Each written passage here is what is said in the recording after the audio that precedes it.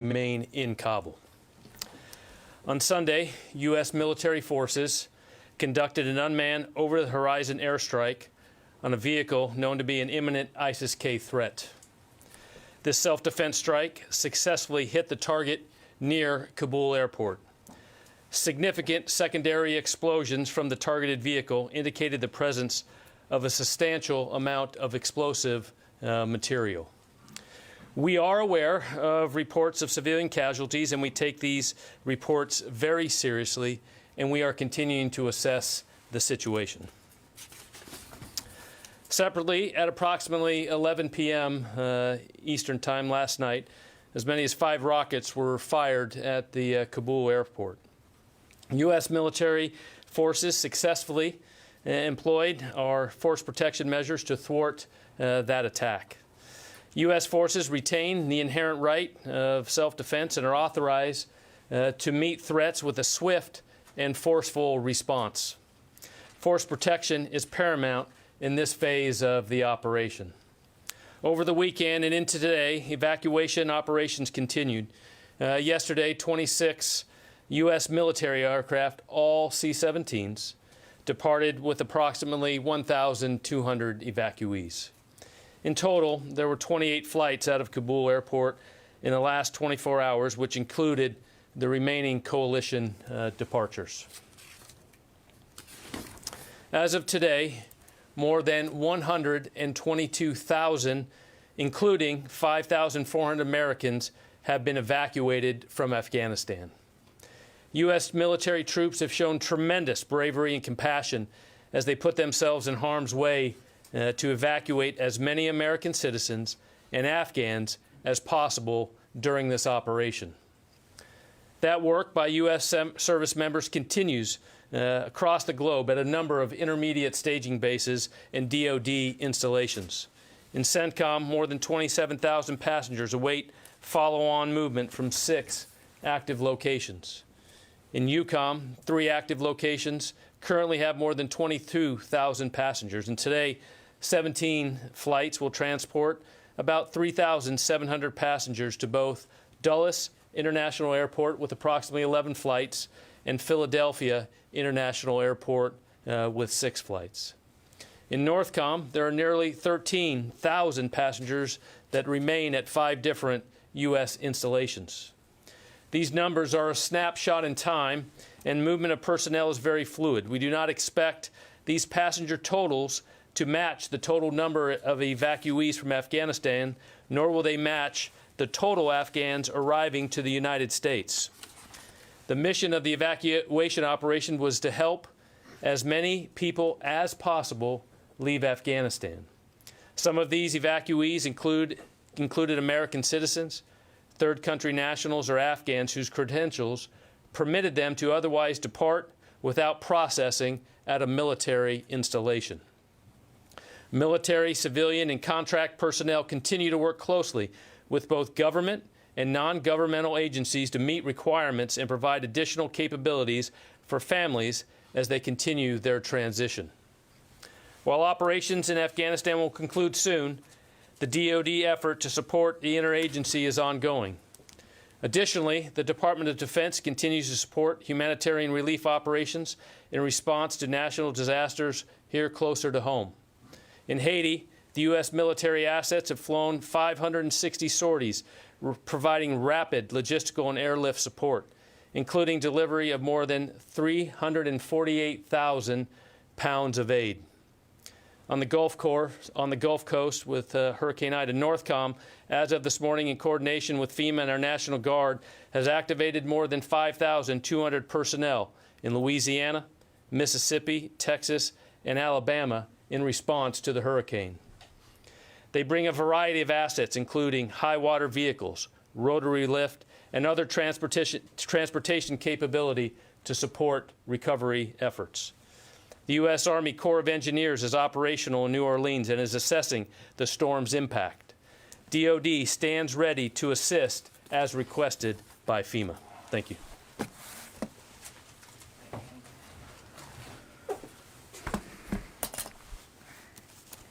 Okay, I don't have anything to add, so we'll go to questions. Lita. General, one quick follow-up and then a question. The CRAMs, did they strike and hit all of the 5 rockets, or did some land in areas where there are just no casualties? So we assess the reporting from last night's rocket attack. We assessed that 5 rockets were in the air and went. 3 landed off the airfield, were no effect, and CRAM was able to affect and thwart the attack of 1, and the other rocket landed with no effect to the mission or any danger to our personnel. And then secondly, on evacuees, does the U.S. and the U.S. military assess that the number of Americans still in the country are only the ones that no longer want to leave, or the ones who want to leave, are they largely out now? And it's our understanding that the evacuation of Afghans is largely complete also. So are you now solely concentrating on just getting U.S. troops out and equipment? So just go back, total, 122,000 were evacuated, approximately 5,400 Americans. We continue to have the capability to evacuate and fly out those until the very end. But as you talk about active peace, we're continuing to work with Department of State on that and continue evacuation and military operations. And I would refer you to the State Department on the numbers of Americans they're still in contact with. That's something for them to speak to. Tara? Could you both speak to the continuing rocket threat to the final planes that are leaving and the role that the CRAM is playing? Will the CRAM be left behind, or since it's so vital to protecting the planes as they're leaving, what will happen to the CRAM after it goes? We certainly assess, as the general said, that there's still an active threat in various ways that we have to be prepared for. And what I will tell you, without getting into the specific systems and their availability, which I think you can understand why we wouldn't, we continue to have and will maintain the capability to protect ourselves and defend ourselves as we continue to complete the retrograde. And I think that's probably the best place to put it. Just one follow-up, please, if you may. A number of us have gotten reports from either American citizens or vulnerable Afghans that are still on the ground and can't get through the gates anymore. They've been getting notices that the evacuation is over. What happens next for those that are left behind? Will there be any sort of military operation to help get them out of the country? I think you heard Secretary Blinken talk about this, that for Americans and other individuals that want to be able to leave Afghanistan after our withdrawal is complete, that the State Department is going to continue to work across many different levers to facilitate that transportation. And as I said earlier, right now we do not anticipate a military role in that effort. Jen? John, General Taylor, you just said that 1 rocket landed with no effect to the mission. You mean it landed inside the airport perimeter, but it did not affect the mission? It landed inside the perimeter and had no effect whatsoever. And these ISIS-K fighters or planners that you have targeted with drone strikes in the last few days, are any of them, were they released from the Bagram prison or from Pulicharki prison? Were they known combatants who were inside those prisons? I don't think we have that information. And lastly, if 5,800 Americans were left in Afghanistan when you pulled out of Bagram at the end of July, why did the U.S. military not begin evacuations of Americans before pulling out of the country? Jen, we've talked about this quite some time ago. I'm happy to revisit it. We were already baked into the retrograde plan way back in the spring, was the possibility for non-combatant evacuations and helping people get out. And we were in constant conversations with the Ghani government, as well as our colleagues across the interagency, about what that would look like and when would be the right time to do that. And in anticipation of it, well before the provincial capitals started toppling there towards the middle of August, Secretary Austin pre-positioned forces closer into the region to the degree of taking an entire Marine battalion off of the USS Iwo Jima and moving them ashore to Kuwait so that they would be ready. So this was something that we had been planning for and preparing for. The timing of these things is always very delicate, as you might imagine. You were essentially stopped by the State Department from beginning those evacuations. I wouldn't say that, and I don't think it's important right now to get into internal deliberations. We were obviously still in close contact with the Ghani government, which was still, he was still the president of the country, and you have to be able to have those conversations too, because our expectation was that the Ghani government would stay in place. Nobody could have imagined how quickly that government would have literally just dissipated almost overnight. There was simply no way to predict that. Idris? Can I just ask a couple of questions on the gates? Are any of the gates still open, and are any of the gates under Taliban control? I think it's right now, as we get into this has always been a dangerous operation, but we're in a particularly dangerous time right now, Idris. I think you can understand that we're not going to be detailing the status of any particular gate right now. As the general said, we still have the ability and the capability to conduct evacuation operations even while we are completing and working to complete the retrograde of U.S. forces. Quick follow-up. You've now had two incidents, one on Thursday and one on Sunday, where there may have been civilian casualties or reports of it. Beyond investigating it, do you have any indications that those reports may be accurate? We are not in a position to dispute it right now, Idris. And as the general said, we're assessing and we're investigating. Look, make no mistake, no military on the face of the earth works harder to avoid civilian casualties than the United States military. And nobody wants to see innocent life taken. We take it very, very seriously. And when we know that we have caused innocent life to be lost in the conduct of our operations, we're transparent about it. We're investigating this. I'm not going to get ahead of it. But if we have, verifiable information that we did in fact take innocent life here, then we'll be transparent about that too. Nobody wants to see that happen. But you know what else we didn't want to see happen? We didn't want to see happen what we believe to be a very real, a very specific, and a very imminent threat to the Hamid Karzai International Airport and to our troops operating at that airport, as well as civilians around it and in it. And that was another thing that we were very, very concerned about. Over here, David. The President had said that the likelihood of an attack within the next 24 to 36 hours was highly likely. He'd been told that by his military commanders. Then after that, there was the strike on this vehicle. After that strike, is another attack still considered highly likely? We are operating under the assumption that we need to be prepared for future potential threats. And as the general detailed for you in his opening statement, there was, in fact, after we took this airstrike against this vehicle, there were rocket attacks, indirect fire rocket attacks on the airport. So the threat stream is still real, it's still active, and in many cases it's still specific, and we're taking it very seriously, and we will right up until the end.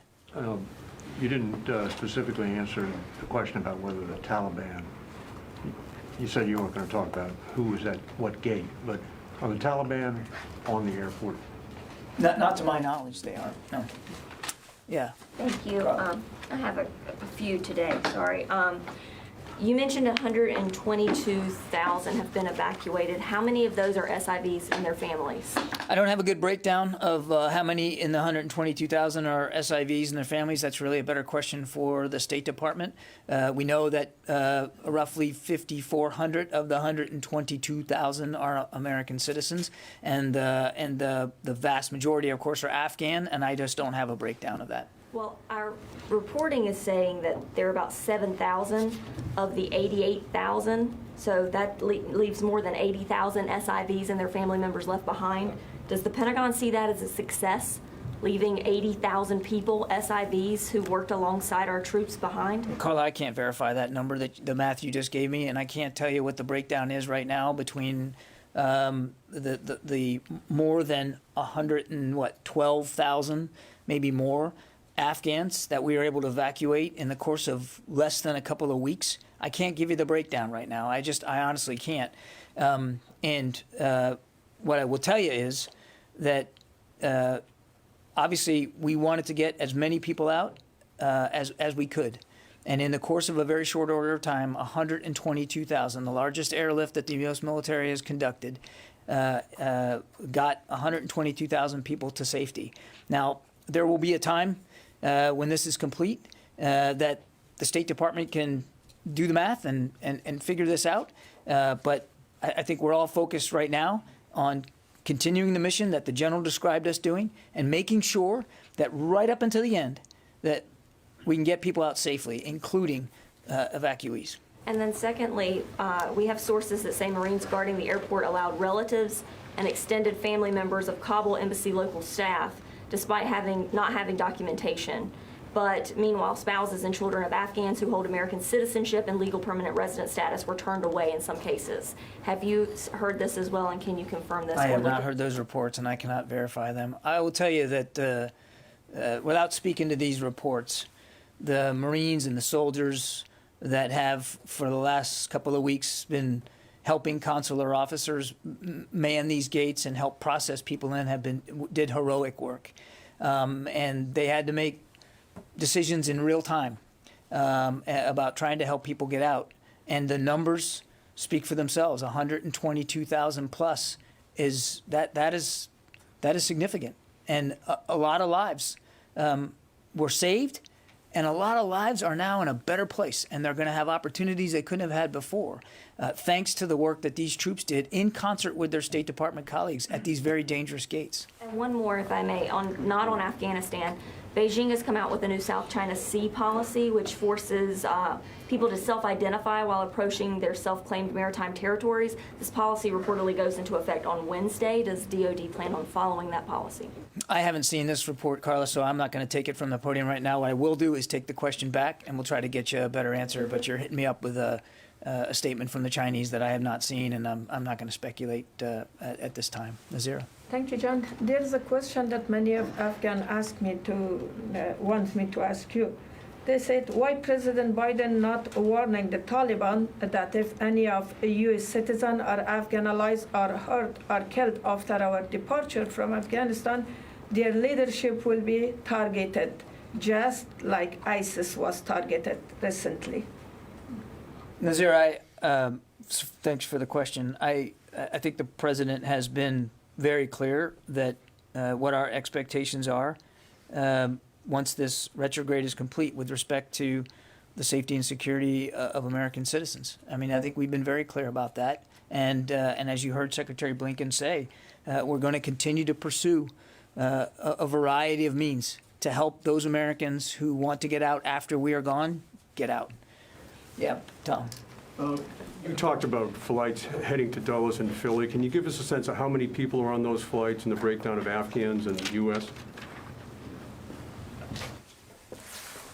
I can't give you the, by manifest, so what we think is of today's 17 flights, 3,700, the majority of those are Afghans. Now, as a priority at these lily pads that are done are immediately to get the American citizens there first, and then, other green card holders on those pieces. But the majority of the flights today of those 17 are Afghans. Now, I understand the congressional people are being briefed that you're starting to destroy munitions as well as equipment. Can you give us a sense of that effort?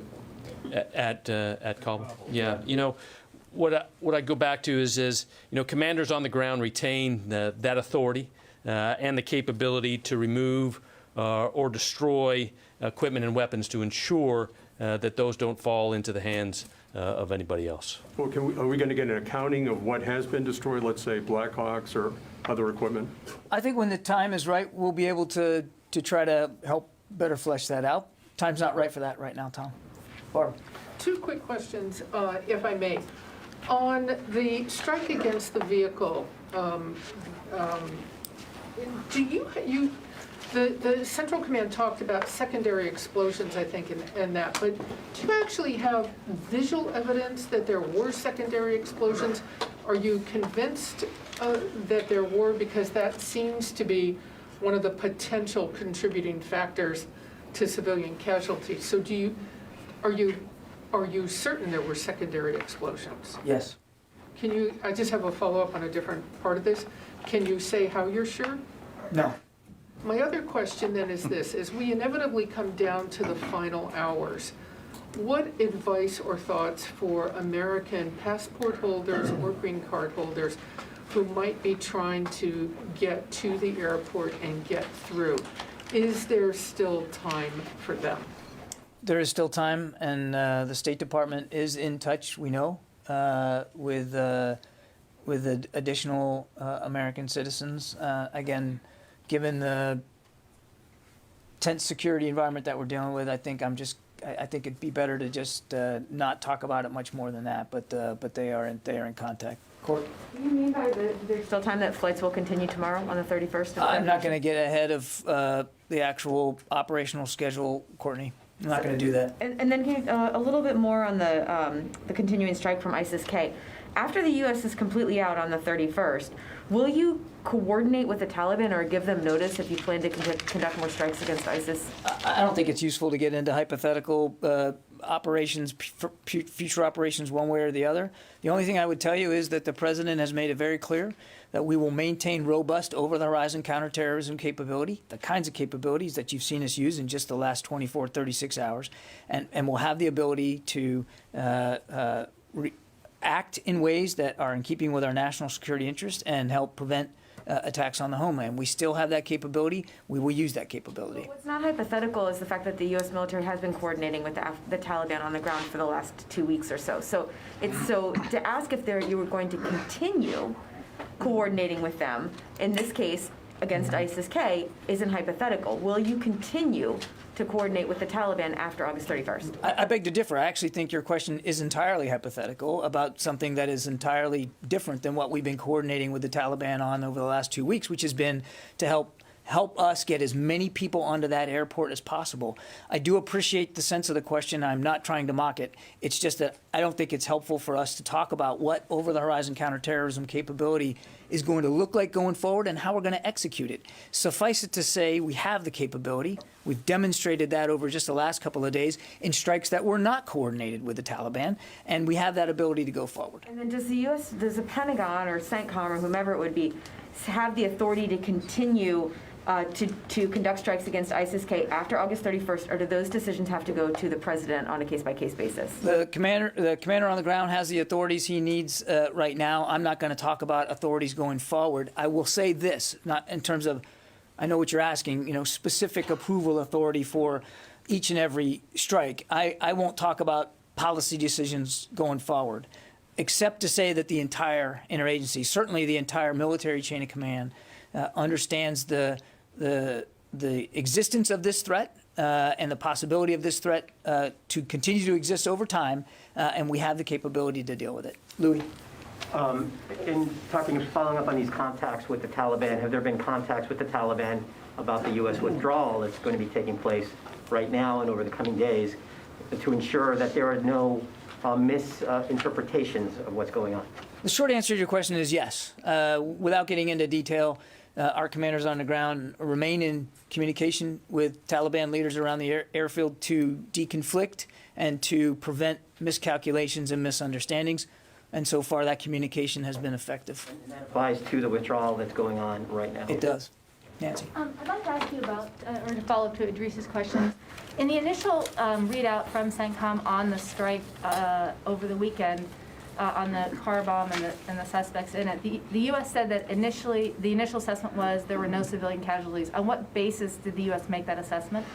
The initial statement said that we are assessing and we have no indications at this time of civilian casualties, if I remember the statement exactly, and that was true when it was said. We also put in there, or the CENTCOM put in there, that we are assessing, and we continue to assess. But what I'm trying to understand is on what basis, in an over-horizon capability, are you making assessments on civilian casualties? How is that being done? Because, well, we're we're looking at a variety of means of information, and we're obviously collecting open press reporting, and we're doing the best we can to try to understand the situation locally as best we can, and that would include discussions with the Taliban about what they might be seeing. So there's a variety of ways that we are trying to do this assessment. And then can I get more clarity on why we can't know the names of the ISIS-K suspects that were hit on Thursday? I'm having a hard time understanding. They were described as high-profile planners, facilitators. Yeah. The president has said that we will hunt you down. Why can't we know who the you is? Well, there'll probably be a time when we can talk to you about the names. That's not the time right now. We are still dealing with, as we saw from last night's rocket attacks, very real, ongoing threats. And I think we're doing what we believe to be the prudent thing with respect to the release of information. We're giving you as much as we can in as close to real time as we can, but we're not going to be able to give you everything. And we talked about that a couple of days ago when we talked about the retrograde beginning, that there was going to be a more judicious approach about information release. So there will probably become a time when we can be more forthcoming. Now's not that time. Let me go to the phones here. I haven't done this at all yet. Alex Horton.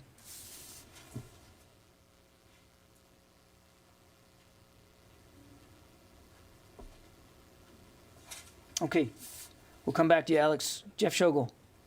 Thanks. I have a question, and it's difficult, but I hope you can entertain it. According to Politico, the U.S. knew where the attack would, or roughly where the attack would take place on Thursday, and when it would take place. Why were there U.S. troops at that gate at that time?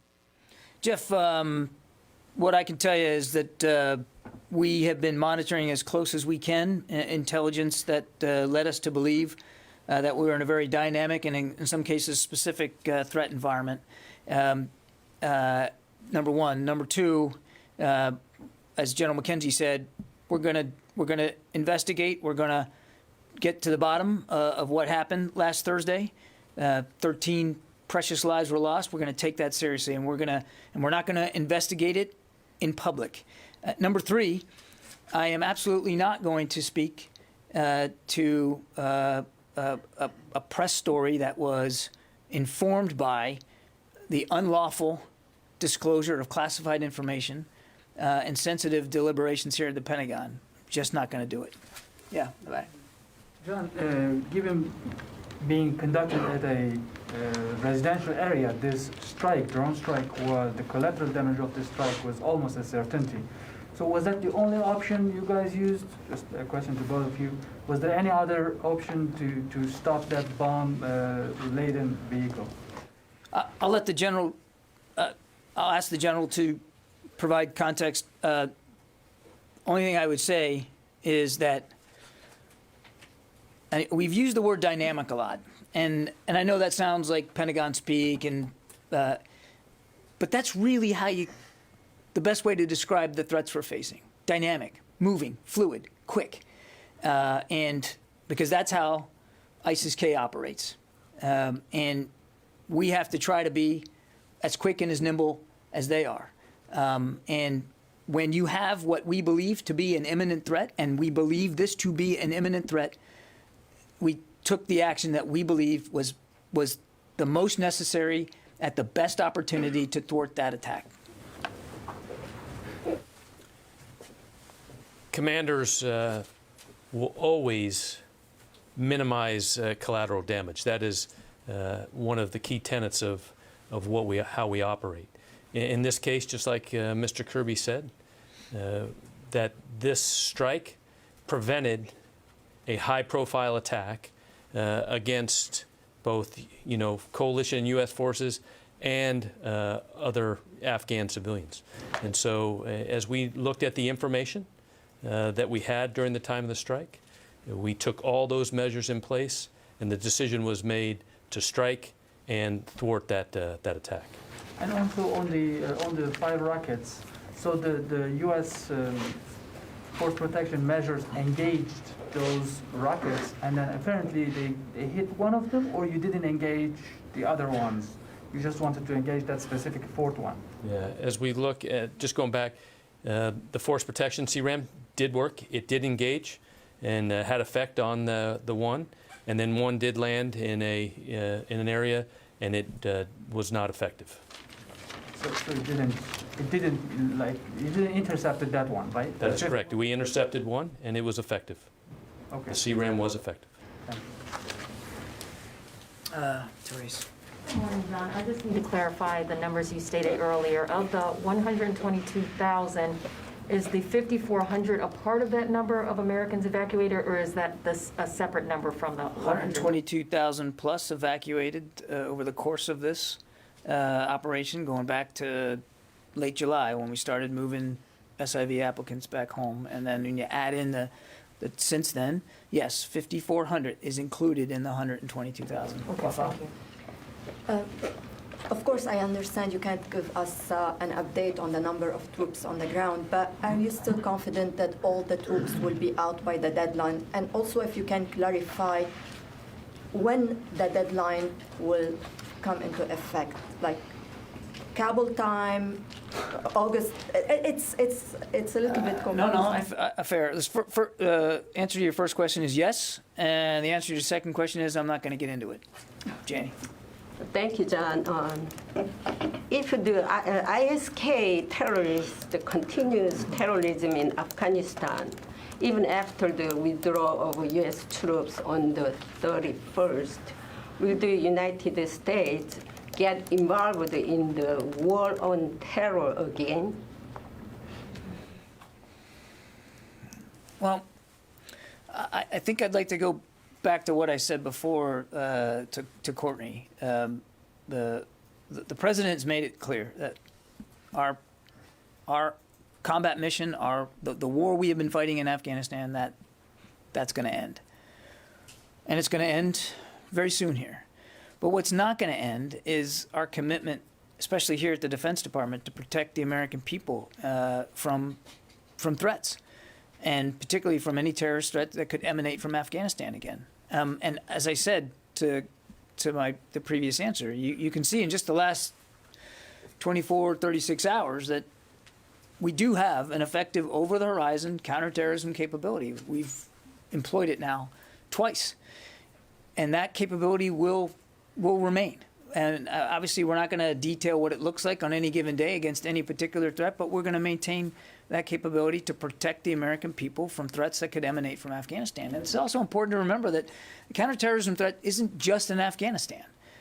It's in the Levant. It's in North Africa. I mean, and you guys have all seen that. And we are going to still maintain that ability to thwart those threats as best we can. And over the horizon is not something new to us either. I mean, we've been doing it for a long time in places outside Afghanistan. Yeah. Abraham.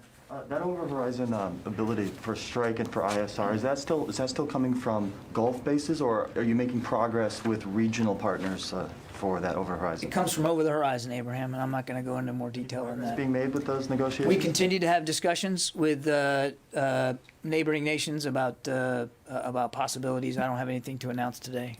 Alex, let me come back to you. You there? Yeah, can you hear me, John? I got you. Yeah, going back to the strike, the drone strike on the vehicle, I want to revisit the evidence you used. It seems like verification that it was a legitimate target came from the secondary explosion, though an ordnance expert and trained EOD tech told me, assessing the wire photos, publicly available photos of the scene show, a lack of soot on the walls, relatively little amount of shrapnel. There's a tree that was knocked down that with the foliage still intact. So, after viewing these things, you still stand by with a high degree of confidence that there was a significant explosion and not something like, a gas tank explosion or something like that, that may misdirect the evidence of a big secondary explosion. No. We know that, as I said earlier, there was a secondary explosion that assessed that what was there was going to be used in a high-profile attack.